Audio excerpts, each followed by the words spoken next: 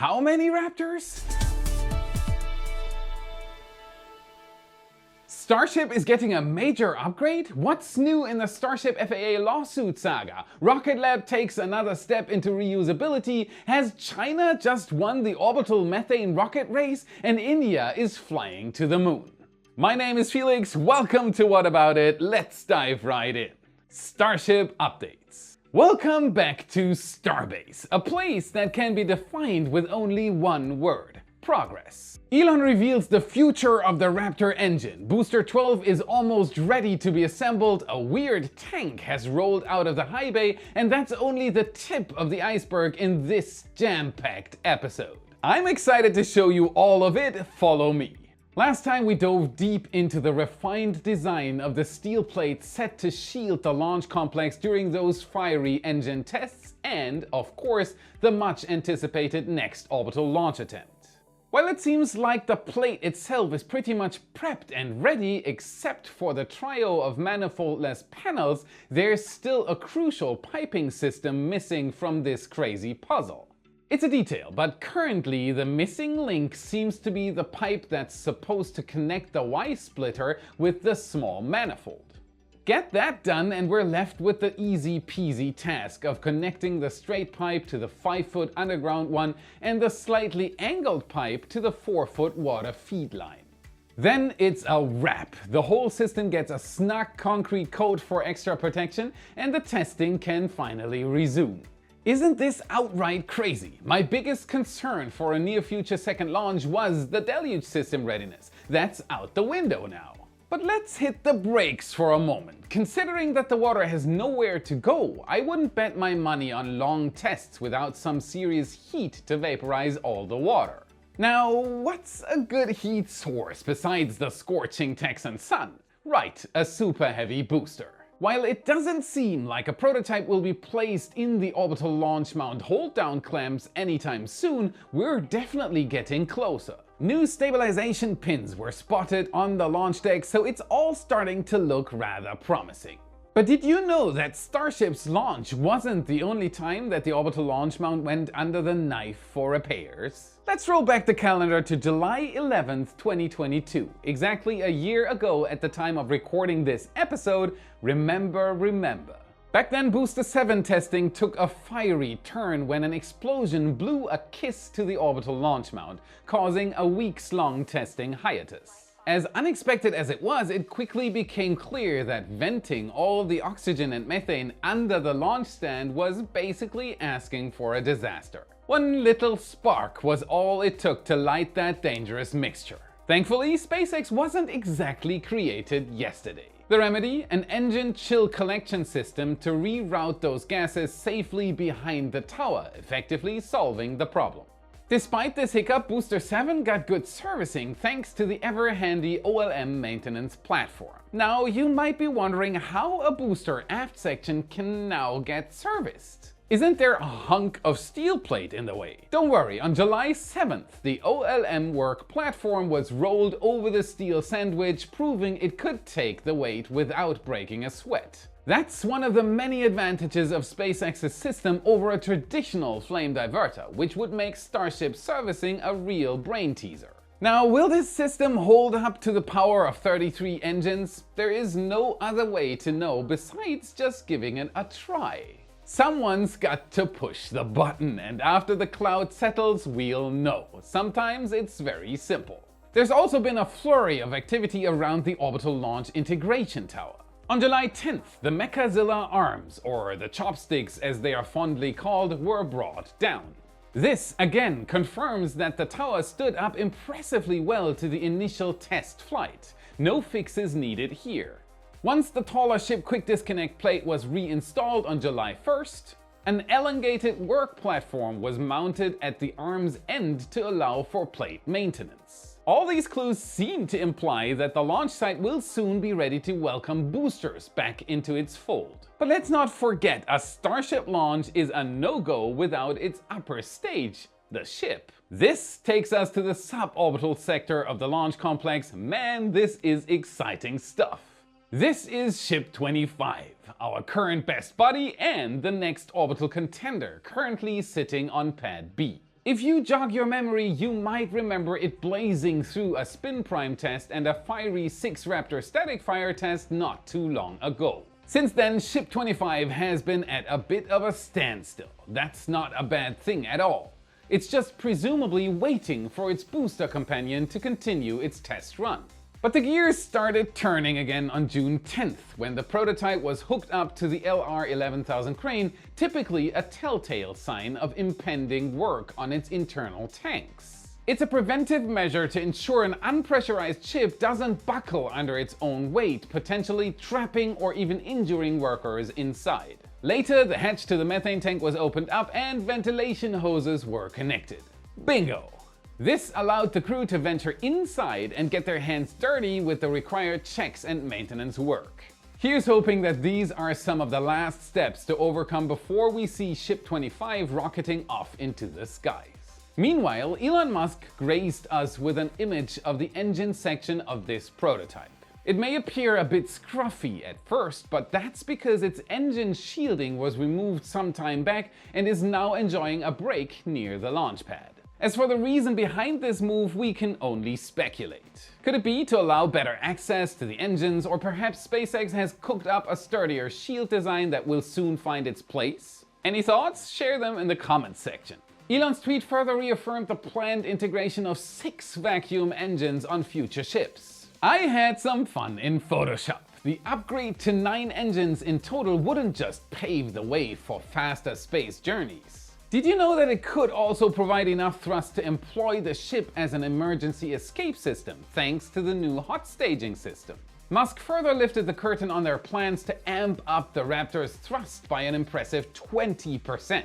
This would enable the super heavy booster to produce a staggering 80,000 kilonewtons or 20 million pounds of thrust. Elevating the thrust to weight ratio to over 1.8 would mean the Starship would take off from the launch platform in a blink of an eye. For such a large rocket, this is an outright insane number. This modification would easily ramp up the Starship's payload capacity to 200 tons while still ensuring full reusability. Elon then voyaged into the realm of his aspirations, speculating that a pace of 50 launches every 3 days would be needed for a self-sustaining Martian city. 50 launches every 3 what? Yep, you heard me right. To be fair, those wouldn't all be launches to Mars. Many would be orbital refueling work.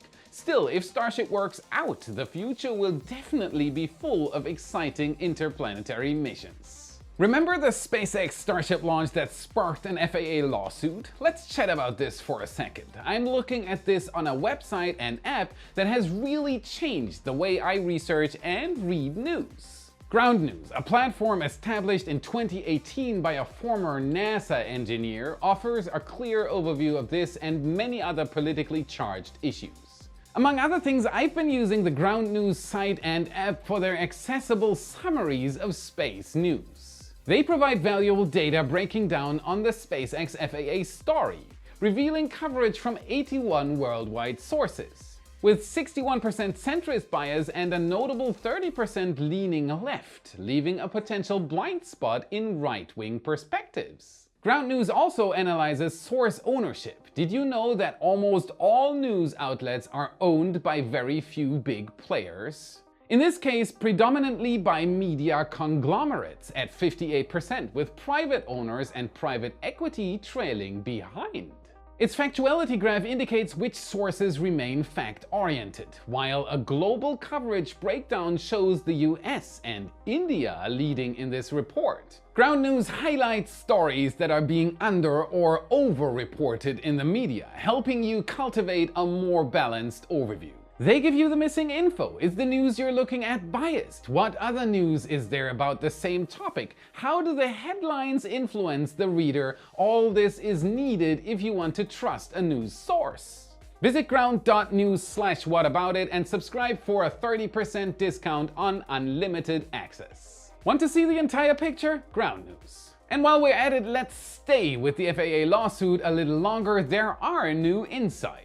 On July 5th, a court ruling finally granted SpaceX's plea to intervene, positioning them as a party in the lawsuit against the environmentalist groups. Both sides have since lodged their responses, with the FAA advocating for a complete dismissal of the lawsuit because the groups lack legal standing to substantiate their claims. Echoing a similar sentiment, SpaceX claims that all measures recommended by the FAA were adequate to safeguard the environment. Fortunately, it appears that even if the lawsuit isn't outright discarded, SpaceX can proceed with its Starship operations unhindered.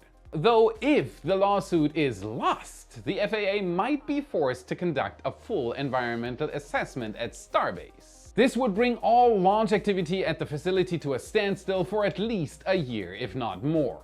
Switching gears to a lighter note, let's move to the birthplace of all prototypes, the build site. Our journey here starts at the high bay, usually a hub for ship's construction. A few days back, a ship payload bay in company with an unusual 24-hole ring was moved into this building. After some welding activities on July 12th, this strange assembly made its exit from the bay. Aesthetics aside, do you know what this construction could be for? It's clearly a test tank, but what's the purpose of its test?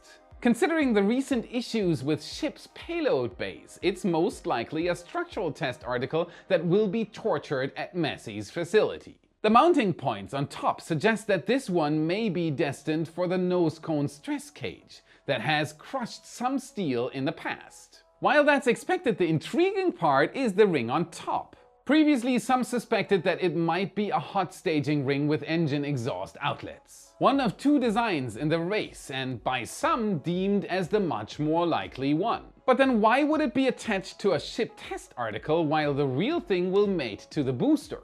Perhaps SpaceX has discovered a method to test both on one tank simultaneously, or alternatively, this ring may not be intended to be part of the hot staging system at all and was just meant as an attachment ring for this test tank. Some of you have previously suggested that the small openings may not be enough to get rid of the pressure generated by the engines during staging, and you might be spot on. What are your thoughts on why this tank was constructed in such a manner? Will this ring be used for something else? Share your views in the comments. I am extremely curious to hear your thoughts. Let's now shift our eyes to the right. Here you see Mega Bay, currently hosting two prototypes, Booster 9 and Booster 12. Though the new ring for Booster 9 is yet to make an appearance, a rather intriguing development took place a few days ago. Workers attached two unusual components to the prototype's lower sections. Take a look. Despite the lack of footage for clear identification, it appears to be a kind of pipe or a small tank. Its purpose remains uncertain. Could it be related to Raptor ignition or aiding in autogenous pressurization? We'll have to wait until this booster is rolled out to learn more. We'll be investigating for you as always. As for Booster 12, for quite a while, both its methane and oxygen sections were complete, awaiting stacking. It looks like this event is finally to happen soon, as on July 11th, our YCAM operator chief documented the installation of one of the two grid fins on the booster's forward section. Typically, grid fins installation signifies that the prototype is stacking ready, suggesting that Booster 12 might already be done by the time you're watching this.